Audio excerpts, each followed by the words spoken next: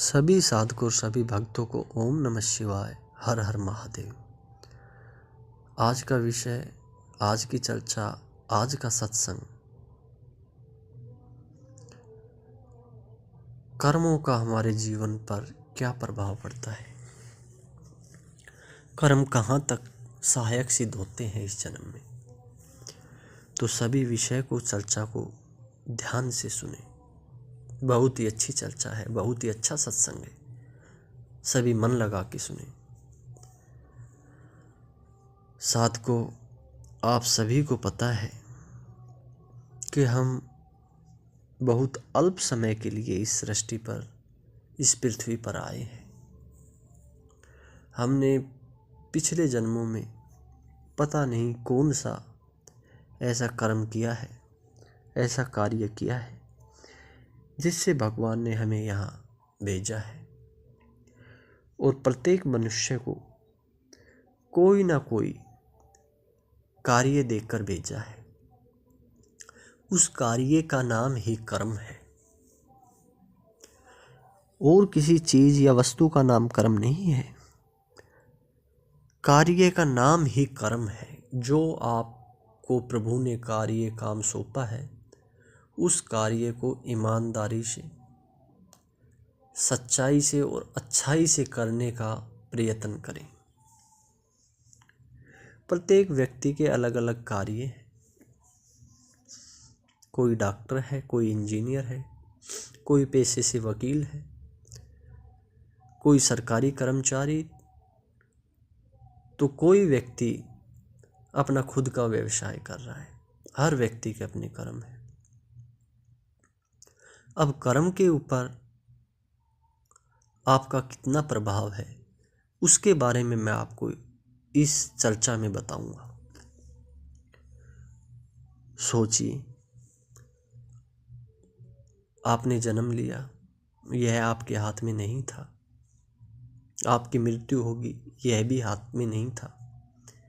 लेकिन इन दोनों के बीच का जो समय है, इन दोनों के बीच की जो क्रिया है, वह आपके हाथ में है।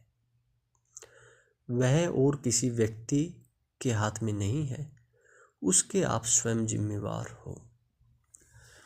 जहाँ भी आप अपना कार्य कर रहे हो, जहाँ भी आप अपना दायित्व निभा रहे हो, वह आपका कर्म है।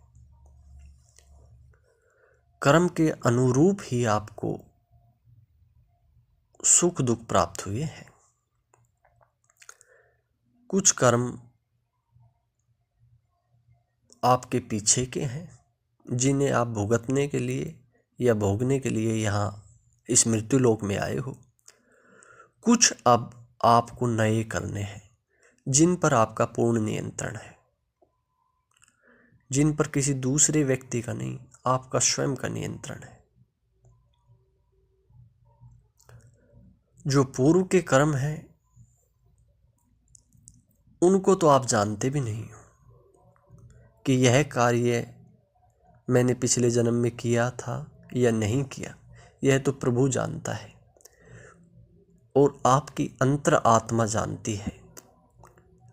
अंतर आत्मा आपको तब बतलाएगी, तब आपको याद दिलाएगी, जब आप उसका भोग या आनंद प्राप्त करोगे।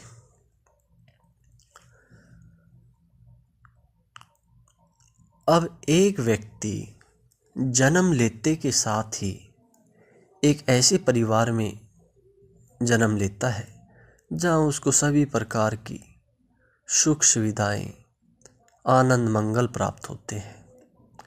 वह जन्म से लेकर मृत्यु तक ऐसे अपना जीवन व्यतीत करता है।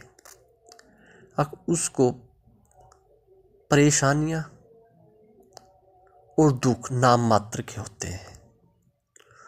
और दूसरा व्यक्ति जन्म लेने के बाद में एक ऐसे परिवार में जन्म लेता है या एक ऐसी जगह जन्म लेता है कि उसको अपने जीवन में बहुत ज़्यादा कठिन परिश्रम करना पड़ता है और विषम परिस्थितियों का सामना करना पड़ता है। और जगह जगह पर उसका तिरस्कार होता है, अपमान होता है। यह सब कर्मों का ही संबंध हमारे आत्मा से है, और उस आत्मा का हमारे इस शरीर में प्रविष्ट करके जो विराजमान है, उसके द्वारा इस शरीर को कष्ट या सुख प्राप्त करना, यह कर्म का प्रभाव है।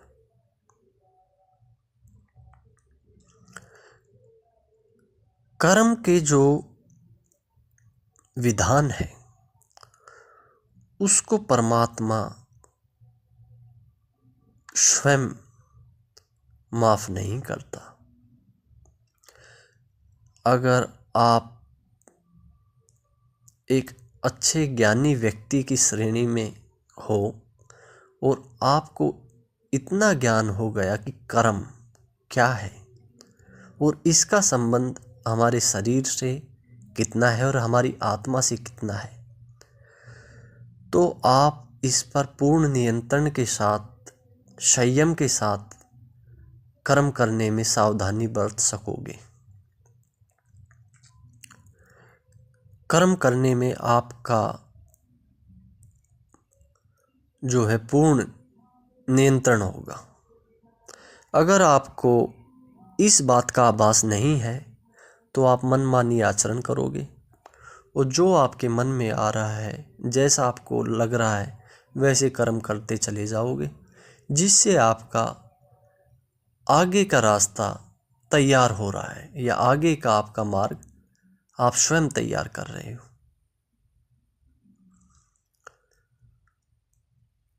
तो सभी साधक और सभी भक्त जो भगवत मार्ग के पथिक हैं, मैं खास तौर पर उनसे कहना चाहता हूँ जो भगवत मार्ग के पथिक हैं, जो भगवान में विश्वास करते हैं, भगवान में श्रद्धा है, वह इस चीज़ का विशेष ध्यान रखते हैं कि भूले से भी, गलती से भी हमसे कोई पाप कर्म तो नहीं हो गया।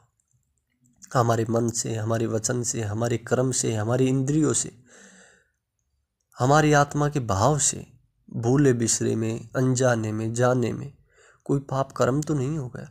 वे उसका प्रायश्चित भी करते हैं।